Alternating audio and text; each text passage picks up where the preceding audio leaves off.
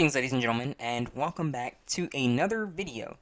Alright, so I have something interesting that I want to talk about, and I do feel like I have discussed this topic previously before, but it's in relation to, video games and, like, the status quo of video games and the fact that, apparently there are no good video games whatsoever. And, I just want to take the time to like, talk about that, because when I hear this, I'm really wondering what the perspective is, like, where someone's looking from. Because I did have this conversation with a friend of mine. He was like, oh, like 20, what was it, like 2018, like through 2020 has just been a terrible year for gaming. We just had terrible game after terrible game. And, I can understand that in a sense. But once again, my thing is, like, like, what's your perspective, though? Because when people say, like, there are no good games, I'm immediately met with, like, what do you mean, like, in recent year, in recent time? Because there are tons of good games. Like, there's tons of good games that we have likely never played. I mean, I hear people go on and on about Final Fantasy, and the only Final Fantasy that I've ever played that I never even beat was 12. So, like, when I hear, like, the term no good games, I'm likely saying, what's your perspective? And even if, like, they're referring it into it, like, in a modern view, the question still is, again, what is your perspective? Because we can say that there are no good games and whatnot, but, like, is that, really from an overall view of games, or is that from a AAA perspective? Because a lot of times when I hear this, they're usually bringing up these AAA games, and I'm like, I know that a AAA company is already established, Cough, EA, Activision, these kinds of people. But there are other games, that are really well done, and they're made with, like, a small team, and they don't get nearly as much attention. Like, stuff like Shovel Knight, stuff like The Messenger, stuff like, what is it called? Girl with the Hat, stuff like, what was it, Last Guardian, stuff, things like that. And that's just, like, a small, tidbit and whatnot. So when I hear, like, like, oh, there's no good games, and then they show, like, these examples, like, an Anthem, and Last of Us 2, and all kinds of stuff, and, like, I can understand where you're coming from, but at the same time, I try and look at this situation with like, a view of, a bit of a ray of light, because when it comes to gaming, it's not, like, it's not necessarily that all companies think the same. The impression nowadays is, like, all game companies are just greedy and whatnot, and that couldn't be far from the truth. Some people genuinely do care about their products. Take, the recent game that I, displayed for you guys, although, that recording went terribly throughout the entire series. Bloodborne.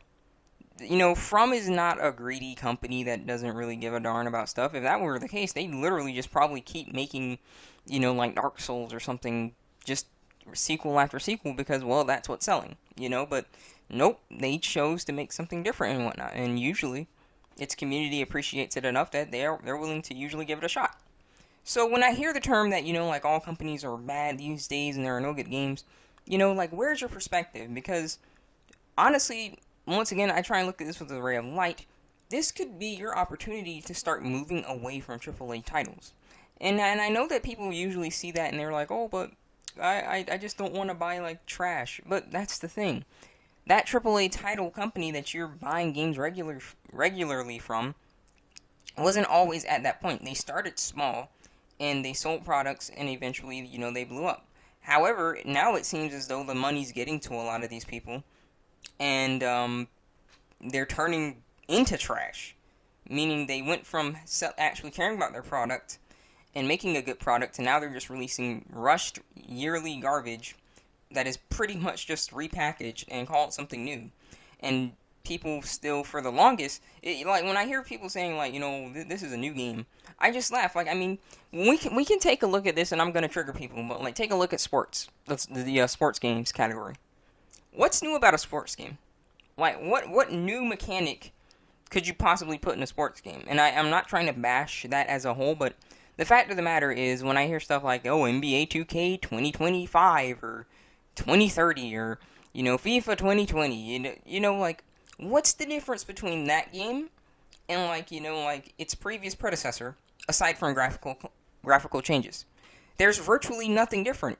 So when I hear the term, like, oh, like, this is a new game and stuff, I'm like, this has literally not been just happening. This has literally been going on for the longest, and you're just now catching on to this. You know, gun models and gun sounds have literally been reused for the longest in shooters and whatnot, and people, once again, feel like, oh, that's a new product.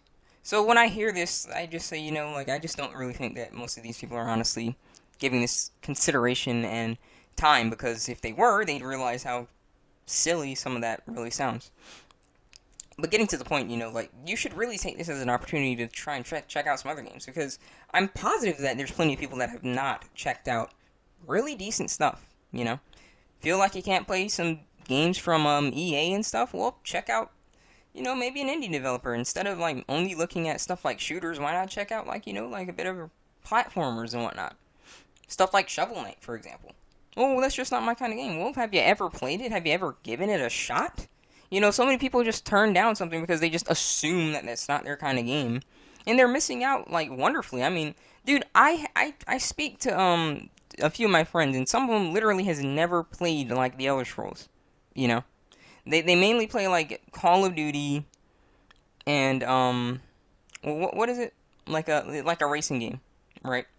And I'm like, you never played the Elder Scrolls, and then you're saying that there's, like, no good games. You never played Fallout, or, like, I'm not just talking about Bethesda games, but I mean, like, games that a good number of people consider, masterpieces, and, here you are saying there's no good games, and you've never given these kinds of games a chance. You don't have to only play, like, the new, fresh games. Like, just because it's not necessarily the most graphically astounding game does not mean that it's not a good product. That is literally why most people vastly say, PS3 and Xbox 360 days, those were, like, so far the best times of gaming. DLCs weren't insanely common. I mean, they were starting to pick up and whatnot, but products still usually felt complete, and most games did feel a bit more original and whatnot. Now it's just recycled garbage over and over again, and it's just not fun times. So, with that being said, I'm just going to bring this little short video to a close. I'm back in regards to this format now that Bloodborne's done. So I do hope you guys enjoyed, and I hope you guys tell me what the kind of topics you want me to discuss in the future. And do remember, it doesn't just have to be about gaming. It can be about, more serious stuff, as this is a discussion channel. It mainly is, usually, what I usually like discussing is games, but, there are things that we all need to talk about, and so, hey, if you want me to talk about it, feel free to let me know. As always, rate the video if you think it deserves. Tell me what you want to see in the comments below. Feel free to check out my Amino, linked in the comments, as well as my BitChute, linked in the About Me page of my channel. And I will see you all next time. Take care, and stay safe.